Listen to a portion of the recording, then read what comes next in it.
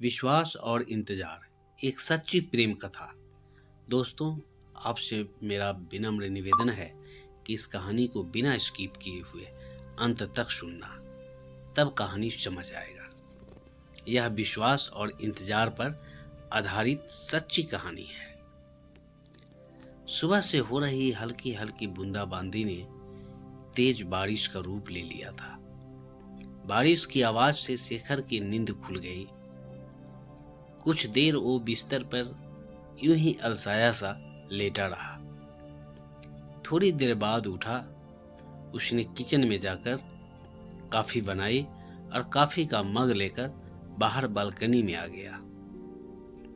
वो बालकनी में बैठकर दूर पहाड़ियों पर उतरे बादलों को देख रहा था। ऐसा लग रहा था कि बादलों ने उन पहाड़ियों पर अपना घर बना लिया हो। नीचे बारिश हो रही थी। हवा भी तेज चल रही थी। हवा के झोंके रह रहकर शेखर के बालों को बिखेर रहे थे। वो मंत्र मुग्ध सा बादलों को नीचे उतरते देख रहा था। प्रकृति के वो नजारे और बारिश का शोर शेखर के अंदर एक हलचल मचा रहा था। कल रात से न जाने क्यों उसे शिखा की बहुत याद आ रही थी। वो समझ नहीं पा रहा था क्यों उसके साथ ऐसा हो रहा है। शिखा को छोड़े हुए उसे 17 साल हो गए थे। हाँ, छोड़े हुए।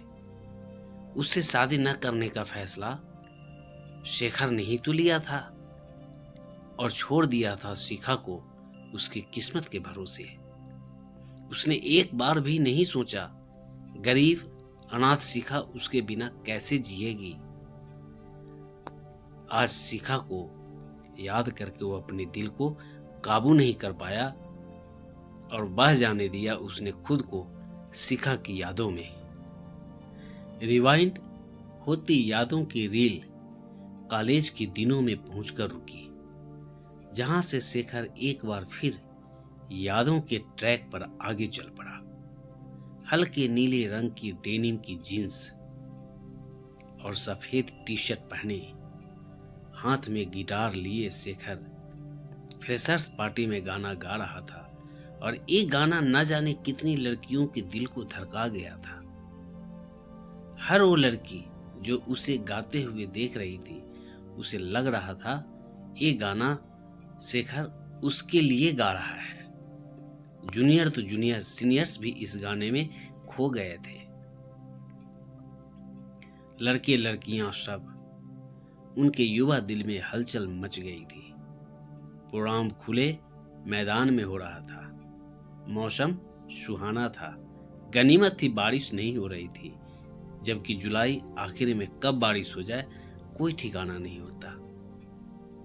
शेखर के गाने का साथ आज मौसम भी दे रहा था। हल्की हल्की हवा हर दिल में जल तरंग बजा रही थी। हर कोई गाने में खोया हुआ था।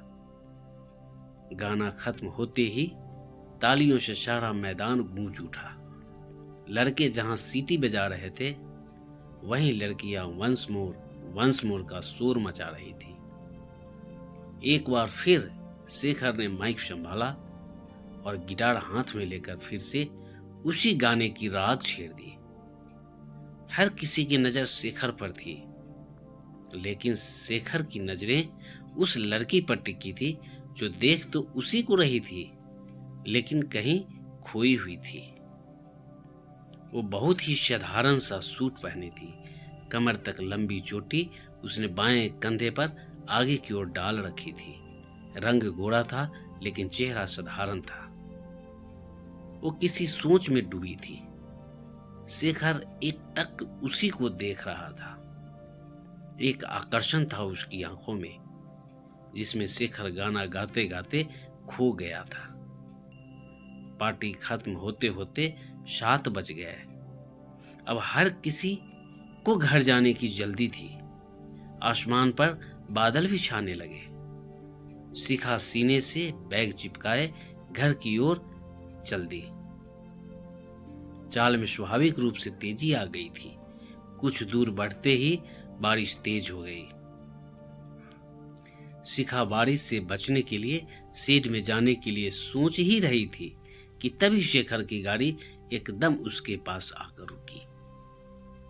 आइए, मैं आपको आपके घर तक छोड़ दूं। नहीं नहीं, मैं चली जाऊंगी, आप परेशान ना होइए। शिखा की बोलते हुए जवान लड़खड़ा गई थी। जिस बंदे से कॉलेज की सारी लड़कियां बात करने के लिए मरी जाती हैं, वही बंदा उसे उसके घर छोड़ने का ऑफर दे रहा था। लेकिन शिखा उसके साथ बैठने में हिचकिचा रही थी। अरे, आप घबरा क्यों रही हैं? भीग गई तो बिना वजह बीमार पड़ जाएंगी। मैं सही सलामत आपको आपके घर छोड़ दूंगा। शिखा को समझ नहीं आ रहा था कि वो क्या करे। बारिश तेज हो रही थी। शिखा के पास कोई चारा नहीं था शेखर के साथ गाड़ी में बैठने के अलावा। रास्ते में शेखर ने उसका इंटरव्यू ले डाला। शिखा ने बताया कि वो अनाथ है, कोई नहीं है उसका। ये सुनकर शेखर को दुख हुआ। उसने मन ही मन ठान लिया कि वो शिखा का सहारा बनेगा, एक दोस्त की तरह। लेकिन दोस्ती धीरे धीरे प्यार में बदल गई।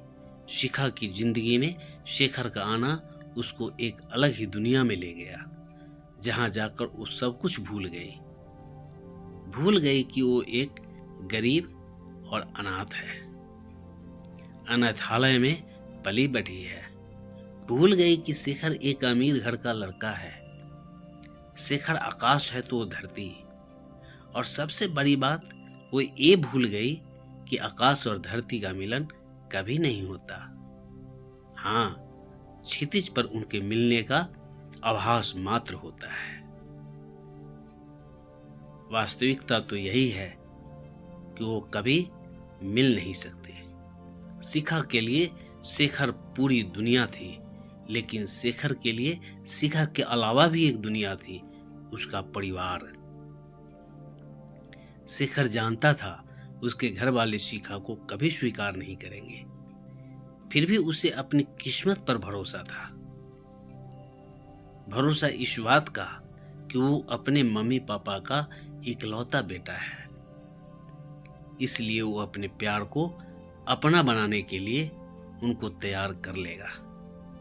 लेकिन किस्मत ने शेखर का साथ नहीं दिया। उसके पापा दोनों को शादी करने को किसी भी तरह तैयार नहीं हुए। उन्होंने साफ कह दिया कि अगर शिखा से शादी करनी है तो तुमको हम लोगों को छोड़ना पड़ेगा। अरे पापा, आप ये क्या कह रहे हैं? मैं न तो आप लोगों को छोड़ सकता हूँ और न ही शिखा के बिना रह सकता हूँ। प्लीज पापा, आप एक बार शिखा से मिल लीजिए। शेखर के पापा उसकी मम्मी की तरफ मुड़े और दांत पिसते हुए बोले, शेखर की मम्मी, कह दो अपने लाडले से 2 दिन में फैसला करके मुझे बता दें कि वो दोनों में से किसको चुनेगा। और यह कहकर वो अपने कमरे में चले गए। शेखर ने एक उम्मीद से अपनी मम्मी की तरफ देखा। उसकी मम्मी की झुकी हुई नजरें पापा की बात का समर्थन कर रही थी। शेखर की आंखों में आंसू आ गए, फूट फूट कर रो पड़ा। एक पल वो भूल गया कि वो एक लड़का है और लड़के को इस तरह रोना शोभा नहीं देता। इस दिन के बाद वो शिखा से नहीं मिला। वो स्वार्थी हो गया। जिन्होंने उसे जन्म दिया उनको वो कैसे छोड़ सकता था। उसने अपने मन को समझा लिया कि प्यार पाने का नाम नहीं बल्कि कुर्बानी का नाम है। शेखर ने शिखा को इस बारे में कुछ नहीं बताया। वो जानता था कि शिखा उसे बहुत प्यार करती है और इस तरह कुछ भी न बताकर वो शिखा के मन में अपने प्रति नफरत भर देना चाहता था। उसने सोचा था कि शिखा उससे प्यार करके उसके बिना नहीं रह पाएगी, लेकिन नफरत करके शायद वो उसे भूल जाए। शिखर शिखा को भुलाकर पापा की बताई किसी और लड़की से शादी करने को बिल्कुल तैयार नहीं था। उसने अपने पापा की जिद के आगे शिखा को छोड़ देना तो मंजूर कर लिया था, लेकिन उसने किसी और लड़की से शादी नहीं की। उसके लिए शिखा के प्यार को भुला पाना नामुमकिन था। वैसे भी किसी के लिए अपने प्यार को भुला पाना इतना आसान कहाँ होता है, वो भी पहला प्यार। और फिर शिखा उसका पहला ही नहीं, आखिरी प्यार भी थी। आज पहाड़ी पर उतरे बादलों को देखकर उसे शिखा की बहुत याद आ रही थी। शिखा अक्सर कहती थी, शेखर, मुझे बादलों के उस पार जाना है, उस पार की दुनिया देखनी है मुझे। शिखा की ये बातें सुनकर शेखर मुस्कुरा देता और कहता, शिखा, एक दिन मैं तुमको ऐसी दुनिया जरूर दिखाऊंगा। आज शेखर के सामने बादलों के पार की दुनिया थी, लेकिन उसको देखने वाली शिखा उसके साथ नहीं थी। वो आज खुद को अपराधी महसूस कर रहा था।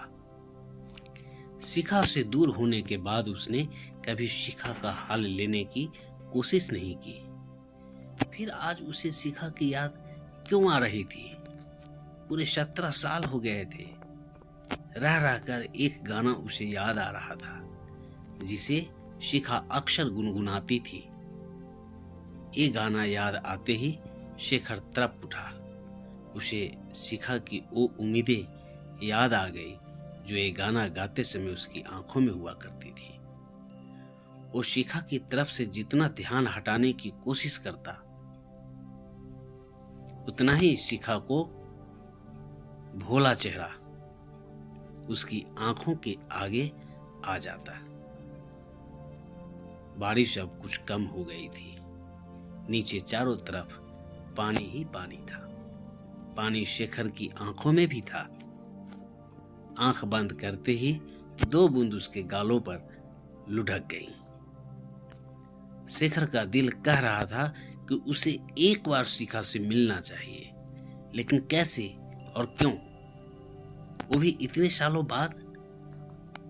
शेखर ने इतने सालों में बस पैसा ही कमाया था, अंधाधुंध पैसा।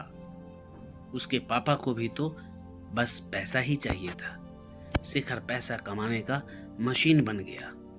शेखर के मम्मी पापा ने बहुत चाहा कि वो शादी कर ले, लेकिन शादी न करने के फैसले पर वो अड़ गया।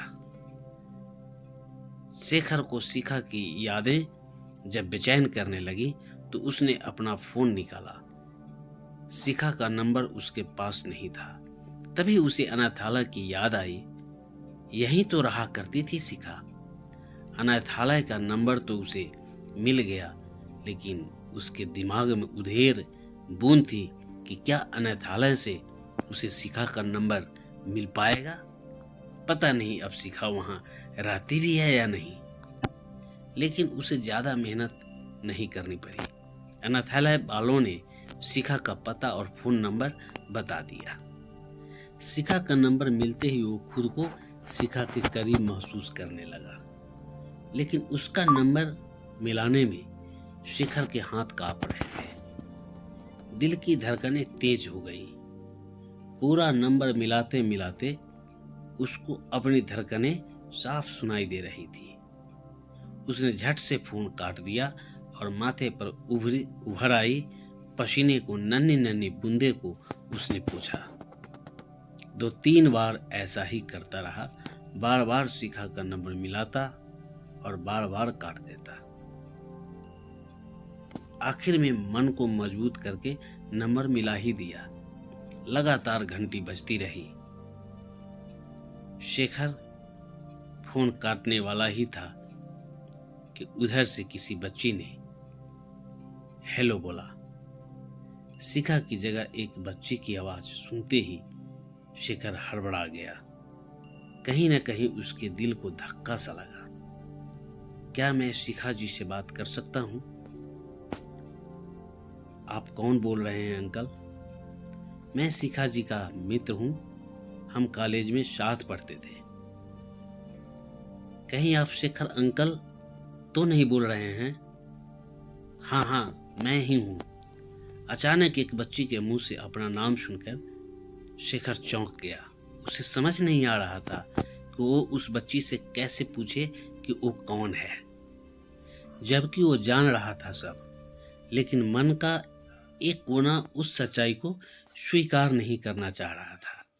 तभी वो बच्ची फिर बोली, अंकल प्लीज आप घर आ जाइए, मम्मी की हालत ठीक नहीं है, वो बस आपको ही याद करती हैं। शिखा की बेटी कह रही है, मम्मी की हालत बहुत खराब है, वो उसको याद करती है, लेकिन ये कैसे हो सकता है? शिखा के पति शायद ना हो, या शायद तलाक दे दिया हो शिखा को, लेकिन क्यों? और फिर शिखा मुझे क्यों याद करती है? शेखर के मन में बहुत कुछ चल रहा था। तभी उस बच्ची की आवाज फिर आई, हेलो अंकल, आप सुन रहे हैं ना? प्लीज आप जल्दी आ जाइए, शायद मम्मी के भीतर आपसे मिलकर फिर से जीने की उम्मीद जाग जाए। अंकल, हम दोनों बहनें मम्मी के बिना अनाथ हो जाएंगे। प्लीज अंकल, बचा लो मेरी मम्मी को। फूट फूट कर रो पड़ी वो बच्ची। आंसू शेखर के आंखों में भी आ गए, जिससे दूर होकर वो हमेशा तड़पता रहता था। आज उसी से मिलने जाने की सोचकर उसकी आंखें नम हो गई थी। शिखा बीमार थी और उसकी बेटी उससे प्रार्थना कर रही थी कि वो उसकी मम्मी को बचा ले। शिखा की बेटी से फोन पर बात करने से लेकर शिखा के घर पहुंचने तक वो जैसे अपने होश में नहीं था। इतनी देर बस शिखा की यादों में खोया रहा, शायद जानबूझकर, क्योंकि उसकी बीमारी को सुनकर वो आगे का कुछ भी सोचना नहीं चाहता था। दरवाजा एक 12-13 साल की बच्ची ने खोला। जैसे ही शेखर ने अपना परिचय दिया, वो शेखर से लिपट कर रो पड़ी। शेखर किसी अनिष्ट की आशंका से घबरा गया। उसने बच्ची को चुप कराकर शिखा के बारे में पूछा। बच्ची अपने आंसू पोंछते हुए उसे अंदर ले गई। सामने पलंग पर एक 5 फीट का बेहद थका, जिंदगी की जंग से हारा सा शरीर पड़ा था, जो सिर्फ 4 फीट की आभास दे रहा था। रंग काला पड़ चुका था, शीर के बाल भी काफी हद तक झड़ चुके थे। शेखर शिखा को देखते ही तड़प उठा। अब तक रुके उसके आंसू बगावत कर उठे। तभी शिखा की आंखों में हल्की सी हलचल हुई। शायद उसे शेखर के वहां होने का आभास हो गया था। उसने आंखें खोलने की कोशिश की। इस कोशिश में उसकी पलकें कई बार खुली, बंद हुई, लेकिन आखिर में शिखा आंखें खोलने में कामयाब हो गई। शेखर को देखते ही उसकी आंखों से आंसू बहने लगे, लेकिन अब चेहरे पर चिंताओं की जगह असीम संतोष ने ले ली। अब तक उसकी आंखों में अपनी बेटियों के भविष्य को लेकर जो डर था, उसकी जगह शेखर को देखते ही एक सुकून था। अब खुद के मरने का कोई डर नहीं था। उसके होठ कांपे, फीकी मुस्कुराहट आ गई उसके होठों पर। बहुत कुछ कहना चाह रही थी वो, लेकिन होठ उसके साथ नहीं दे रहे थे। फिर भी बहुत कोशिश करने पर उसके मुंह से सिर्फ एक शब्द निकला, शेखर। शेखर ने आगे बढ़कर शिखा को बाहों में भर लिया। उसकी बाहों में आकर शिखा उससे एक छोटी बच्ची की तरह चिपक गई। शिखा की दोनों बेटियां रो रही थी। शिखा और शेखर की आंखों में आंसू थे।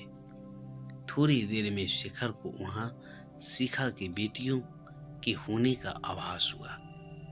उसने जल्दी से शिखा को लिटा दिया। तभी शिखा की बड़ी बेटी ने शिखा की रिपोर्ट शेखर की तरफ बढ़ा दी।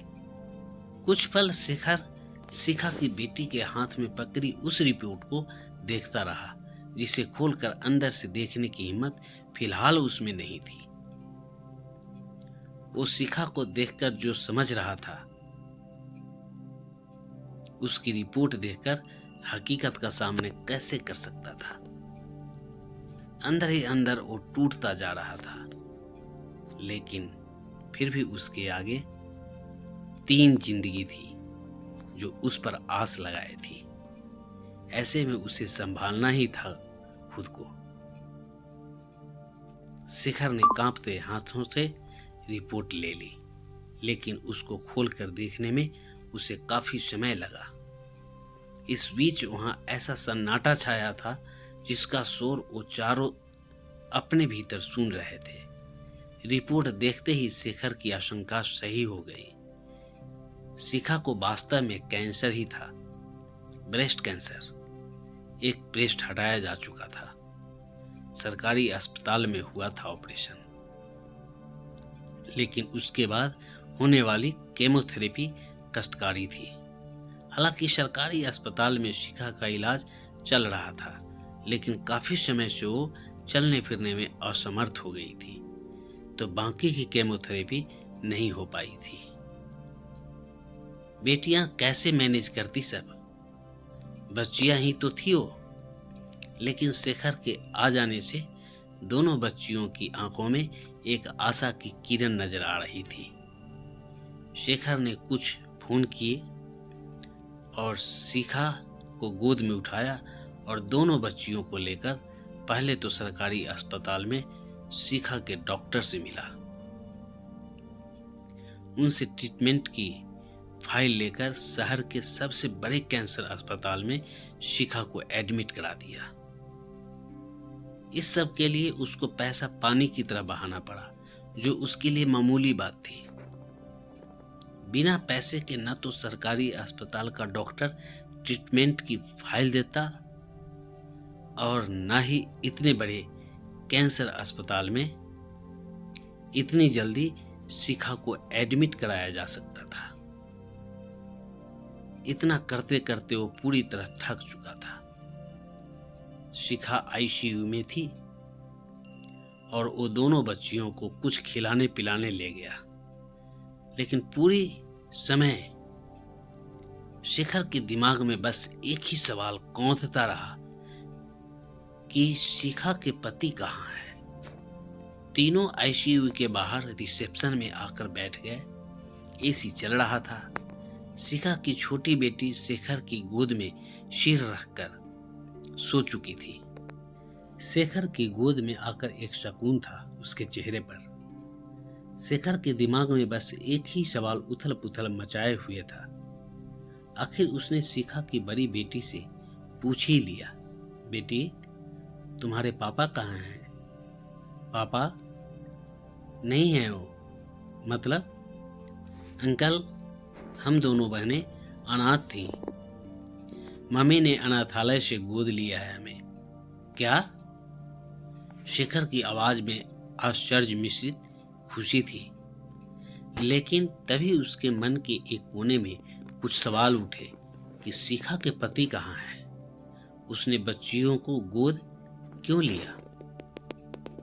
इन सवालों के जवाब तो शिखा से ही मिल सकते थे। शिखा की केमोथेरेपी उसी दिन की गई। 2 दिन बाद शिखा कुछ बोलने लायक हुई।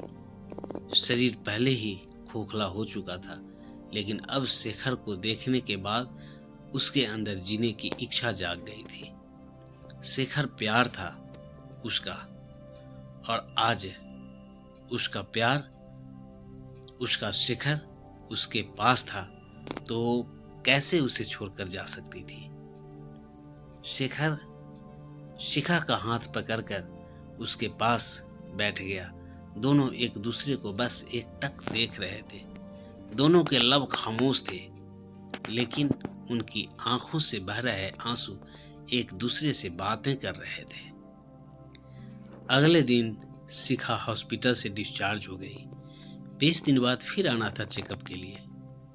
शेखर शिखा और दोनों बच्चियों को पहाड़ी वाले घर ले गया, जहां से बादलों के पार की दुनिया दिख रही थी। शिखा और दोनों बच्चियों को ऐसी ही दुनिया देखनी थी। हालांकि जब उसने ये घर बनवाया था तब सोचा भी नहीं था कि वो शिखा को कभी यहाँ ला पाएगा। लेकिन घर की डिजाइन फाइनल करते समय उसके अंतर मन में शिखा जरूर थी।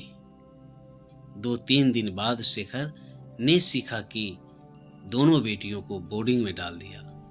वो यहाँ शिखा के साथ अकेला रहना चाहता था और वो जी जान से शिखा की सेवा में जुट गया। लेकिन उसके जहन में शिखा के पति को लेकर जो सवाल थे वो अभी भी जवाब के इंतजार में थे। 1-2 केमोथेरेपी और हुई शिखा की। अब उसमें धीरे धीरे सुधार हो रहा था। एक तो शेखर ने उसकी सेवा में कोई कसर नहीं छोड़ी थी। दूसरी सबसे बड़ी बात, शिखा की जीने की इच्छा उसमें सुधार कर रही थी। आज शेखर ने शिखा को नहला धुलाकर बालकनी में झूले पर बिठा दिया था। वो खुद भी बगल में बैठ गया। शिखा की नजरें सामने पहाड़ी पर उतरे बादलों पर थी। वो एकटक सामने देख रही थी। तभी शेखर बोला, शिखा, तुम्हारे पति। इतना कहकर शेखर चुप हो गया। शिखा ने पलटकर उसे देखा और बहुत धीमी आवाज में बोली, मैंने शादी नहीं की शेखर। क्या? लेकिन क्यों? शेखर, शादी एक स्थूल चीज है, एक बहुत बड़ी जिम्मेदारी है और मेरे पास 2 बेटियों की जिम्मेदारी थी, तो मैं और कोई जिम्मेदारी कैसे उठा सकती थी? शेखर, तुम ना आते तो पता नहीं मेरी बेटियों का क्या होता। शिखा, एक बात पूछूं? हाँ शेखर, पूछो। मैं भी तुमको सब कुछ बता देना चाहता हूँ। बीते 17 सालों की बहुत सी बातें। तुमने इन बच्चियों को गोद क्यों लिया, जबकि तुम खुद भी एक अनाथालय में रहती थी? शिखा एकटक सामने बादलों को देख रही थी जो बरसने को तैयार थे। जैसे अतीत को याद करते हुए उसके आंसू आंखों का साथ छोड़ने को तैयार थे। वो एक गहरी सांस लेते हुए बोली, शेखर, तुम्हारे जाने के बाद मैं टूट गई। बिना बताए तुम चले गए थे। तुम्हारे बिना मैं बिल्कुल अकेली हो गई थी। बहुत इंतजार किया मैंने, लेकिन तुम कभी नहीं आए। मैं समझ गई थी कि मेरी और तुम्हारी किस्मत अलग हो चुकी है। बस इसको अपनी नियति मान लिया था और मैंने पढ़ाई छोड़कर नौकरी कर ली। एक दिन रिया अनाथालय आई। कुछ दिन पहले पैदा हुई बच्ची को कोई इसलिए छोड़ गया था क्योंकि वो एक लड़की है। अनाथालय में हम सब मिलकर उसको पाल रहे थे।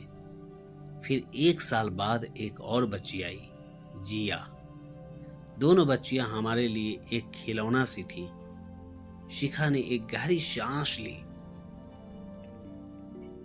बहुत थके शब्दों से वो आगे बोली, शेखर, एक दिन मैंने सुना रिया और जिया आपस में बात कर रही थी कि बादलों के पार क्या है। उनको ये देखना है। मुझे अपना बचपन याद आ गया और फिर याद आ गए तुम, जिसने अपनी शिखा से वादा किया था कि वो एक दिन उसको बादलों के उस पार की दुनिया दिखाएगा। एक पल को शिखा फिर रुकी। उसने अपनी तेज हो चली सांसों को नियंत्रित किया। फिर वो आगे बोली, शेखर, रिया और जिया की बातें सुनकर मैंने फैसला कर लिया कि एक दिन मैं उनको बादलों की पार की दुनिया दिखाऊंगी, क्योंकि मैं नहीं चाहती थी कि वो एक और शिखा बने। एक अनाथ और बेसहारा। शेखर की नजरें झुक गई। उसको आत्मग्लानि हो रही थी।